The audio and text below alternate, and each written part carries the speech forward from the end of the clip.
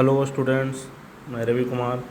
आज political science में second chapter role of the government in health में आज हेल्थ केयर और इक्वलिटी यानी स्वास्थ्य सेवा और समानता के बारे में जानेंगे। तो हमारे देश में ऐसा सिचुएशन है कि यहाँ पर पब्लिक हेल्थ सर्विस तो बढ़ नहीं रहे हैं, लेकिन प्राइवेट हेल्थ सर्विस तो दिन प्रतिदिन बढ़ते ही जा रहे हैं और हर एक जगह देखिएगा कि प्राइवेट हॉस्पिटल ही खुलते जा रहे हैं, जिससे क्या हो रहा है, लोग विवश होकर प्राइवेट सर्विस ही लेनी पड़ती है और प्राइवेट सर्विस बहुत ही महंगी होती है और इसकी दवाइयाँ भी काफ़ी महंगा मिलता है, जिसके चलते बहुत से लोग इन्हें खरीदने में असमर्थ होते हैं। संभव नहीं है कि सब कोई खरीद सके और वे अंततः किसी से उधार लेकर पैसा इलाज करवाते हैं। ठीक है। और कुछ प्राइवेट हेल्थ सर्विस वाले क्या है, जो अधिक पैसा कमाने के चक्कर में उन लोग तो सस्ती दवाइयों को नहीं लिखेंगे, जो जेनरिक दवा होता है उसको नहीं लिखेंगे और वो ब्रांडेड दवा लिखेंगे, जिससे क्या हो, लोग ज़्यादा से ज़्यादा दवाई भी लिख देते हैं और इंजेक्शन भी दे देते हैं। जहाँ ज़रूरत ना हो वहाँ भी इन लोग देते हैं, ताकि हम ज़्यादा से ज़्यादा पैसा इन लोग से ले सकें। ठीक है। हमारे देश में टोटल पॉपुलेशन का लगभग 20% लोग ही हैं जो प्राइवेट सर्विस के दवाइयाँ खरीदने में सक्षम होंगे, वो भी जो गरीब नहीं हैं। एक सर्वे में पाया गया है कि लोग हॉस्पिटल में किसी बीमारी या चोट लगने से जब भर्ती होते हैं तो उनमें से 40% लोग इलाज करवाने के लिए किसी से पैसा को उधार लेते हैं, या फिर वो जो अपना संपत्ति हुआ घर का उसको बेचकर ही इलाज करवाते हैं।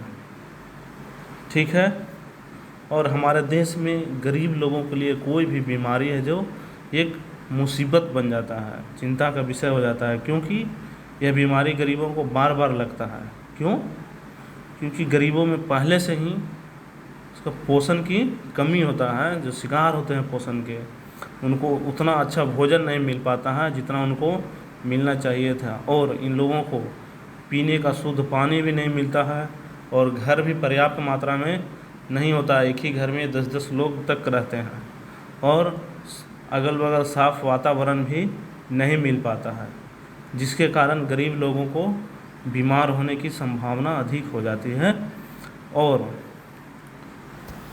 कभी कभी केवल पैसों की कमी के कारण ही इलाज नहीं हो पाता है, ऐसा नहीं है। जैसे में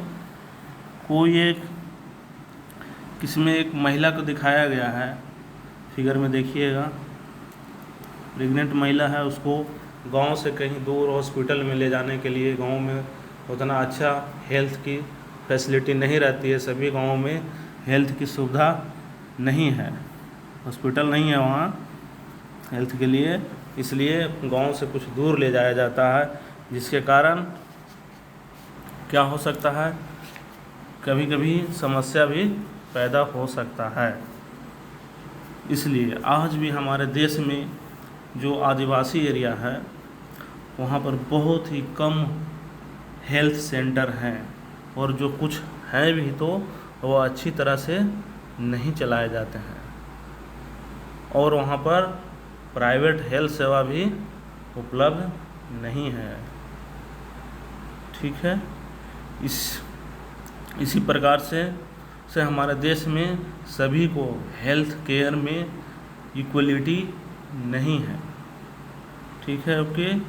तो इसके लिए जब इक्वलिटी नहीं है तो इसके लिए हम क्या किया जा सकता है, इसके बारे में जानेंगे कि हम क्या कर सकते हैं हेल्थ सर्विस को ठीक करने के लिए। इसके लिए हमें 2 जगहों का एग्जाम्पल दिया गया है, जिसमें फर्स्ट है केरल का एक्सपीरियंस यानी अनुभव, केरल के अनुभव के बारे में बताया गया है, जिसमें हेल्थ सर्विस को ठीक करने के लिए केरल गवर्नमेंट ने 1996 में अपने पूरे बजट का 40% था जो पंचायतों को दे दिया गया था। इससे पंचायतों ने अपनी ज़रूरत के हिसाब से गाँव में पीने का पानी, औरतों के विकास के लिए, महिलाओं के विकास के लिए और एजुकेशन पर खर्च किया, जिसके कारण वहाँ पर सभी को पानी मिला, स्कूल खुला तो शिक्षा मिली वहाँ पर, और हेल्थ सेंटर में भी काफ़ी सुधार हुआ।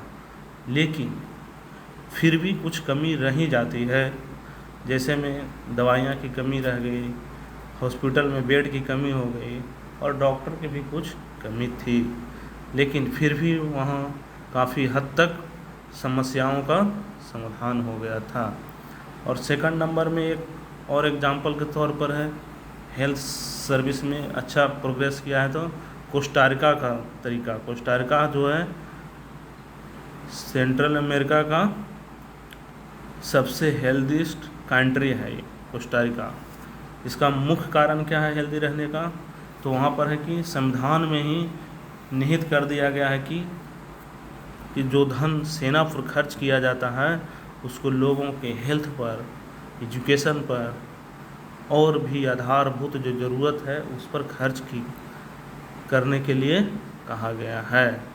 कोस्टारिका के गवर्नमेंट मानती है कि देश का डेवलपमेंट के लिए देश को हेल्दी होना ज़रूरी है, इसलिए वहाँ पर लोगों के लिए पीने का पानी, सफाई की व्यवस्था, पोषण खाने की व्यवस्था और आवास की व्यवस्था और सभी को पढ़ने के लिए एजुकेशन की भी व्यवस्था की गई है, ताकि लोग हेल्दी और एजुकेटेड हो।